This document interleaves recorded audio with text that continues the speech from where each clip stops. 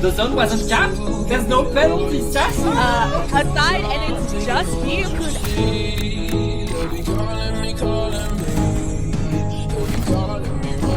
Getting that 52 to work and getting a triple.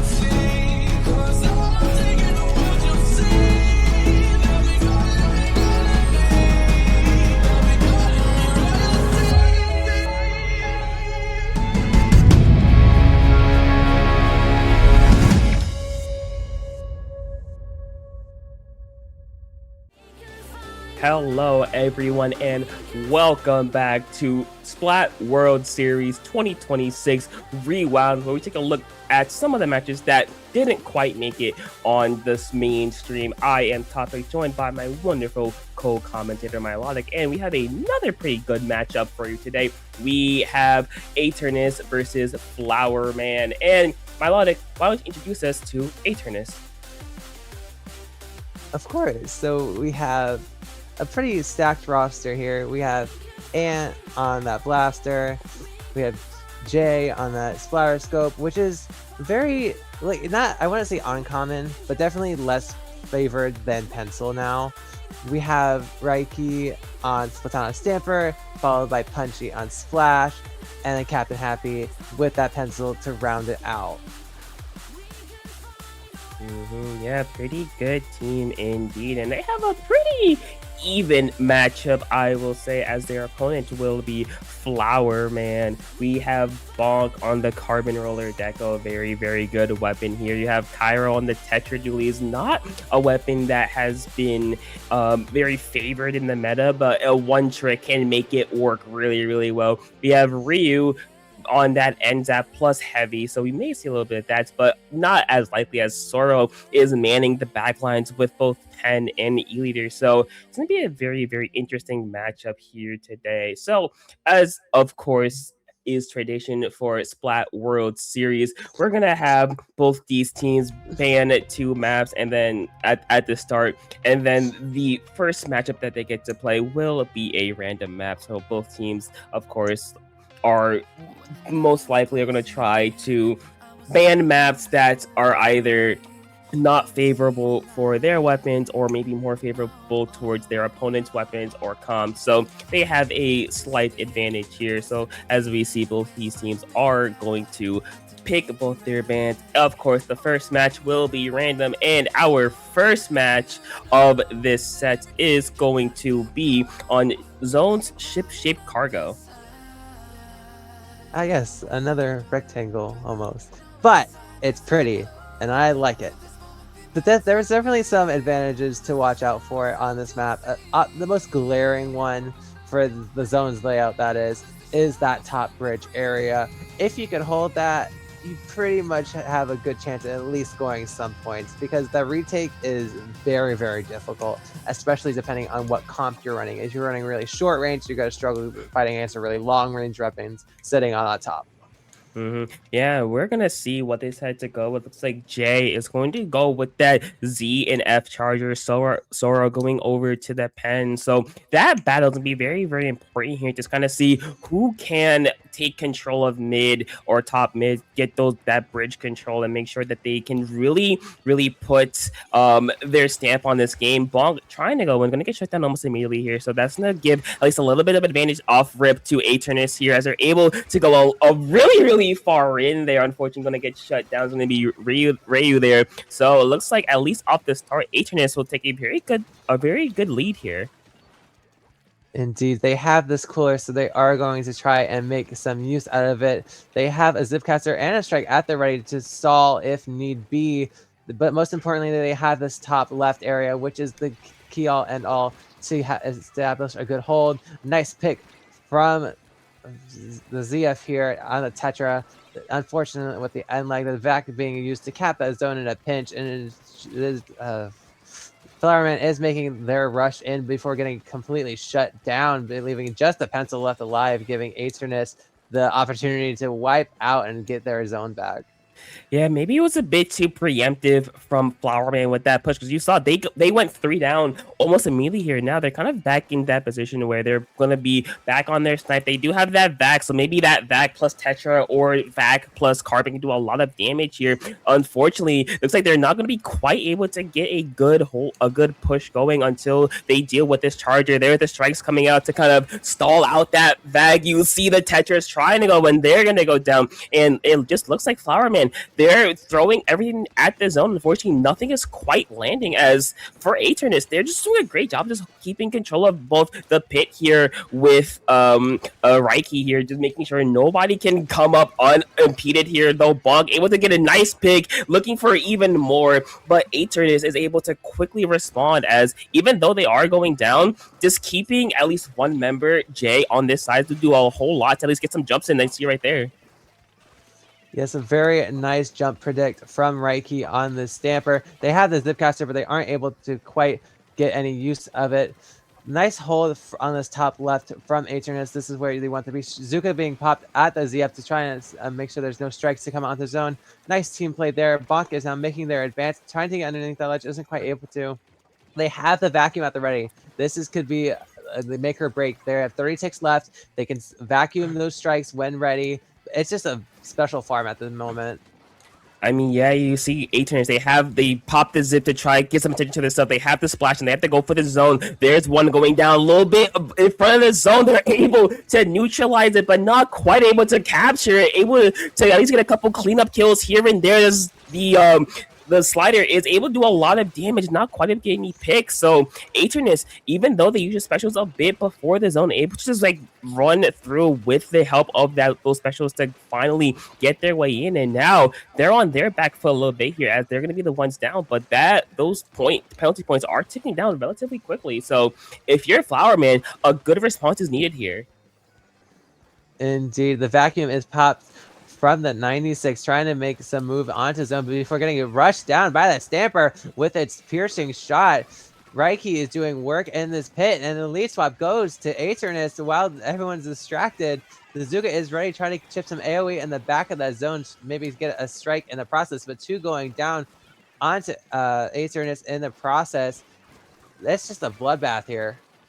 I mean, yeah, you can say that again, and just kind of go off of that. Bonk and Cairo is doing a lot, kind of going together to make it a lot harder for someone to get one of them. You saw right there, Bonk threw a burst bomb. Cairo followed up with a really nice pick there. So now Aeternus once again on their back foot. They need to find their way in. They have the stamp once again. They have the strikes and they have splashdown. Not yet, but they will be very useful for any counter pushes maybe to get there first. You see them all trying to go on this left hand side, getting a lot of damage onto Sorrow, finally getting that pick, but shut down by Bug, but not before recapturing the zone, but not quite to get any further. And it feels like for a little bit of both these teams, whenever they push, they're able to get a lot of the zone, but not quite able to get it far, not able to get into the court until right just now. You see as that wipeout will leave just enough time, just enough space for Aeternus to get a little bit further up. Indeed, 20 seconds left on the clock. Aeternus is doing a good job at holding these tough left stacks. We see Bonk trying to get a nice flank off, isn't quite able to. 2 going down on Flowerman. They have to make a last attempt to get into the zone, but it is just a pencil, and Aeternus is taking this space and controlling this game. Game 1 going to Aeternus. Yeah, it was just a very, very back and forth game there. I think what's really helped out Aeternus, in a sense, is that the use of all their specials to kind of overwhelm the members of Flowerman really did help. You saw at least at points there, it was both Bonk and Ryu. They were both in the courts, but every time that specials were popped, whether it be that Zipcaster going for Sorrow, whether it be those strikes in the zone and in court, it just kind of forced movement. And unfortunately for Flowerman, Aeternus, they were just really able to follow up on those effectively. Indeed, Shipshape as its whole is really hard to retake from, so their special uses was definitely crucial. But now each team is we do see a ban come out from Aeternus, but now it is Flowerman's pick to get their upper hand here. Yeah, and I want to say the bans for Aeternus does make sense. Makomar and Humpback Pumpjack are really good maps for Carbon Roller. So going to a map where, while it's not as favorable to Carbon, it can still work, but with a bit more difficulties here. As we're gonna go to Robo ROM-en for game number 2. Yes, a very popular map in our competitive world. Lots of ledges, lots of places to travel to, lots of places to hide if needed. And it seems like we're going to be seeing the same comp from both sides, but hopefully it'll be a great fight nonetheless. Yeah, and I think especially for Flowerman, I think the vacuum from 96 is going to do a lot of damage here because it is kind of a straight line from the zone to the ramp here, as it's going to be a very, very tough way to get in through that. But Reiki, they're doing a nice job of using the ledge to their advantage as they're able to get a nice pick there. Bonk going in and going to go down the Vag a bit too far to help out. Another one's going to go down. So pretty quickly, Aeternus is able to kind of put a pressure onto the side of Flowerman, though. You see how far up Jay is, just making sure that nothing can get past his eyes. Yes, we see the blaster here in the bottom right trying to poke out that pencil, and Zalea Cooler isn't quite able to. The Zuko coming out, sniping Reiki in the head. As that makes the opening that they need. A slider and Vac coming out to ensure protection on the Tetra isn't quite able to connect. And the zone is not switched and the penalty is not applied. Aeternus is able to hold on to the zone. Yeah, I think that vacuum was a little bit too behind the slider to really protect Cairo here, but it doesn't even matter. As quickly as they went down, they're able to kind of reverse the card of fate, as they're able to get a good lockout here on the side of Flowerman, keep Aeternus away, and make sure that it's going to be basically impossible for them to get to the zone. The Vag just kind of save these jumps as best they can, forcing Reiki to go around everybody. They're going to go get a nice trade there as well, keeping two members away of Flowerman into the zone here. So strikes coming out from Jay is able to do just enough to keep Aeternus in this game. It's nice double from the 96. They almost have their specials. They almost have a brief slider and a vacuum. Vacuum is up. Cooler is up. They are making this push into zone, trying to find a pick. The Tetra isn't quite able to connect, but they end up getting shut down. The back is able to catch anyone off guard either. The zone is still in control. Aeternus is doing a great job at shutting down these special retakes, as it is almost like now they're in a stagger. Yeah, they are a little bit staggered here, as Flowerman is able to take a really good advantage of this. And once again, I think both these teams, they have been doing a pretty good job of getting up to ramp, but getting any further has been a real challenge. Cairo is able to get a pick there, but not before we're now in the trade. So, and that Vac and Zuka coming out as well. So a lot of specials being used there. No picks coming out. So kind of a waste, in my opinion, because now if you're Aeternus, you can kind of push in relatively easily, but unfortunately they're not gonna have an easy time, as Flowerman just doing a great job of responding there, just making sure that once again Aeternus takes as much time as possible to get into the zone here. As you see, it is still ticking down, but not for long. The vacuum is used to suck up those strikes, meaning no neutralization in the field. Getting a nice 2-tap on this bottom right, trying to distract attention from this charger. Isn't quite able to. Actually, yes, they are succeeding, but making a safe retreat as Flowerman keeps control of the zone, but two do go up, end up going down. But they are just keeping up this aggression, trying to fight with these scraps. They do have coolers, meaning quick respawn. Pencil trying to do some chip damage on this bottom left side to help out. Isn't quite able to, but actually, let me hold my tongue for a minute. It's 2v2. It's an even playing field. They almost have a vacuum. They could try and corner this Stamper. They do end up jumping out, but the strikes end up going for the jumps and isn't quite able to connect, as Aeternus is now back in control of zone. Yeah, but like you said, that vacuum's at the race, so they can use this to pop it to push back in. Cairo is doing just that. They find two members getting a lot of damage, popping the slider, getting one, not quite the second, but it doesn't really matter there. As you can see, Aeternus is able to get a lot of equalizing trades. Bonk gonna go down.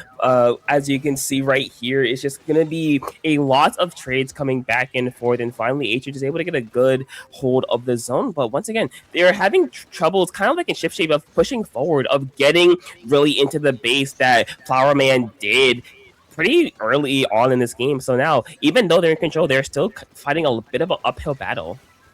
Indeed. Bonk gets a nice sneaky pick on this right, trying to go for more, trying to catch someone off guard, isn't quite able to. They do have their Zuka to snipe if they need to, but they probably will hold on to it for a bit as two go down on Aeternus, and Fireman has control of the zone. Zuka coming out, trying to snipe on Ryu to deny any cooler. That they are very weak, but not able to find that connect. Bonk is playing very well underneath these sides, trying to catch anybody off guard. Stamper does end up going down to Bonk. They only have 10 seconds left.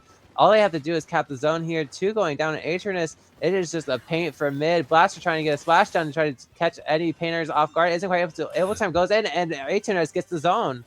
Yeah, able to get the zone, but not for long. You see the members of Flowerman are going to be there, and they are able to rush down that zone and get this game and tie up the set. And I will say, for Flowerman, what they did pretty effectively, I will say, other than a couple moments, is that they used the vacuum. Specifically, Cairo and Bonk used the vacuum to push in and kind of extend their lead. That's kind of what allowed them to get to 9, allowed them to, make Aeternus go up this really, really tough hill that they had to climb. So, hey, what can I say? Shout out Flowerman. They did really well. Indeed, they were just able to, like, basically the polar opposite of game 1. Instead of having their special get countered, they were able to counter the counter to make it useful again, if that makes sense. But we do see the bans coming out from Flowerman, Bluefin, Depot, and Lemuria. No one's missing those anyways, and it's now turned over to Aeternus's pick.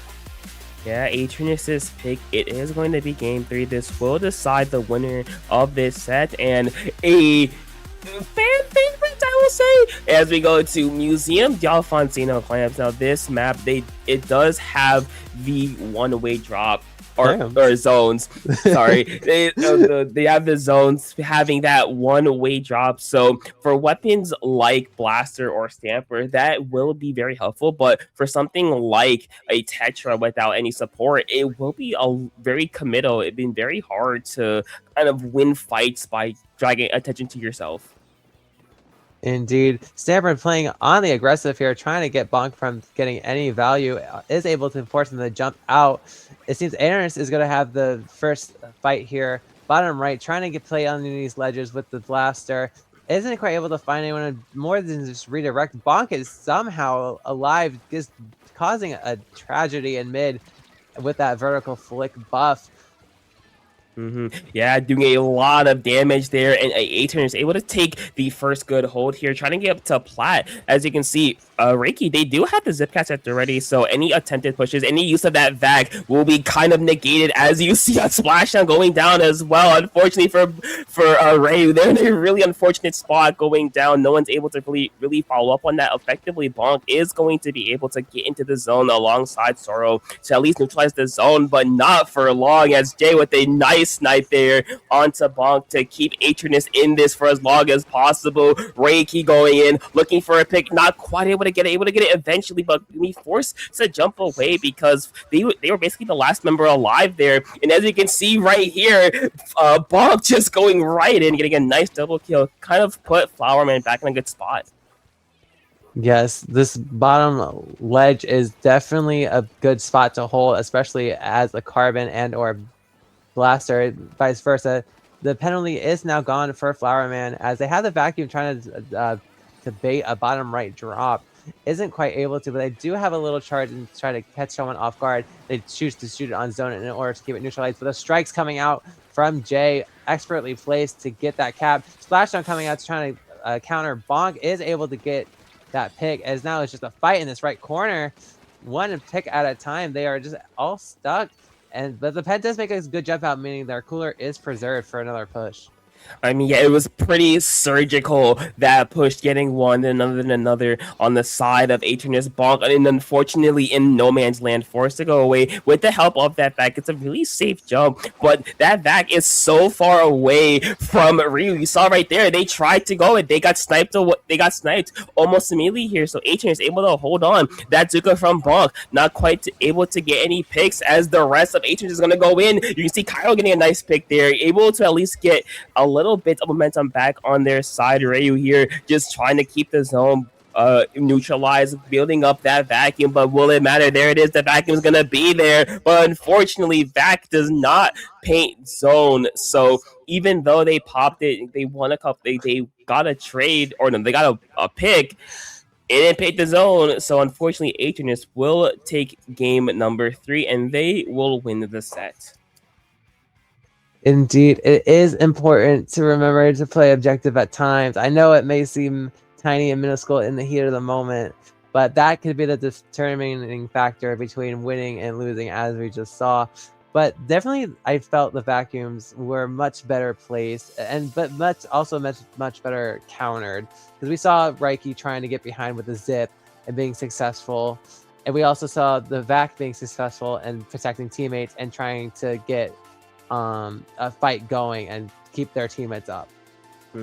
Yeah, they did a really great job, I will say, of just popping the vacuum. It felt like instead from game number 2, where sometimes the vacuum would be a bit too far back, it did feel like they were able to use it more of a shield more effectively, where they were able to really allow Bonk and Cairo to just go unfettered, I will say, and just make sure that they can just win these fights, which they did. It was just very unfortunate that at the end there, it was just Vac doesn't paint the zone, so unfortunately they could not get that. But that will be it for this round of Splat World Series Rewound. But don't go anywhere, because we have an entire playlist of sets coming up to you. So hey, click another video, stick around.